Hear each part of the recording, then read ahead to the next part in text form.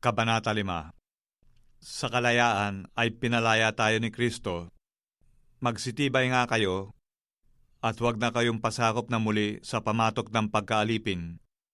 Narito, akong si Pablo ay nagsasabi sa inyo na kung inyong tinatanggap ang pagtutuli, ay wala kayong mapapakinabang na anuman kay Kristo. Oo, pinatotohanan ko muli sa bawat taong tumatanggap ng pagtutuli na siya'y may kautangang tumupad ng buong kautusan. Kayo'y hiwalay kay Kristo, kayo nangag-iibig na ariing ganap ng kautusan. Nangahulog kayo mula sa biyaya, sapagkat tayo sa pamamagitan ng Espiritu sa pananampalataya ay naghihintay ng pangako ng katwiran. Sapagkat kay Kristo Jesus, kahit ang pagtutuli ay walang kabuluhan, kahit man ang di pagtutuli, kundi ang pananampalataya na gumagawa sa pamamagitan ng pag-ibig. Nagsisitakbo kayong mabuti ng una. Sino ang gumambala sa inyo upang kayo huwag magsisunod sa katotohanan? Ang panghikayat na ito ay hindi nagmula doon sa tumawag sa inyo. Ang kaunting libadura ay nagpapakumbo sa buong limpak. Ako'y may pagkakatiwala sa inyo sa Panginoon na hindi kayo nagsipag-isip ng ibang paraan. Datapwat, ang gumagambala sa inyo ay magtataglay ng kanyang kahatulan, maging sino man siya. Ngunit ako, mga kapatid, kung ipinangangaral ko pa ang pagtutuli, bakit ako'y pinag-uusig pa? Kung gayon ay natapos na ang katitisuran sa krus. Ibig ko sana na ang mga nagsisigulo sa inyo ay gumawa ng higit sa pagtutuli, sapagkat kayo, mga kapatid, ay tinawag sa kalayaan. Huwag lamang gamitin ang inyong kalayaan upang magbigay kadahilanan sa laman, kundi sa pamamagitan ng pag-ibig ay mangaglingkuran kayo, sapagkat ang buong kautusan ay natutupad sa isang salita.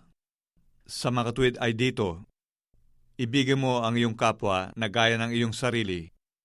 Ngunit kung kayo-kayo rin ang nangagkakagatan at nangagsasakmalan, magsipag-ingat kayo na baka kayo'y mangaglipulan sa isa't isa. Sinasabi ko nga, magsilakad kayo ayon sa Espiritu at hindi ninyo gagawin ang mga pita ng laman, sapagkat ang laman ay nagnanasa ng laban sa Espiritu at ang Espiritu ay laban sa laman, sapagkat ang mga ito ay nagkakalaban, upang huwag ninyong gawin ang bagay na inyong ibigin. Datapwat, kung kayo'y pinapatnubayan ng Espiritu, ay wala kayo sa ilalim ng kautusan, at hayag ang mga gawa ng laman. Sa makatwid ay ang mga ito: pakikiapid, karumihan, kalibugan, pagsamba sa Diyos-Diyosan, pangkukulam, mga pagtataniman, mga pagtatalo, mga paninibugho, mga pagkakaalitan, mga pagkakampi-kampi, mga pagkakabahabahagi, mga hidwang pananampalataya, mga kapanaghilian, mga paglalasing, mga kalayawan, at ang mga katulad nito.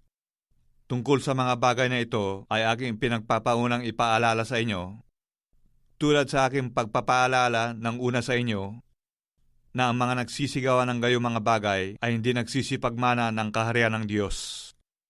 Datapwat, ang bunga ng Espiritu ay pag-ibig, katuwaan, kapayapaan, pagpapahinuhod, kagandahan loob, kabutihan, pagtatapat, kaamuan, pagpipigil.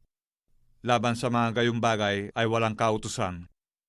At ipinako sa krus ng mga na kay Kristo Jesus ang laman na kasama ang mga masasamang pita at mga kahalayan nito.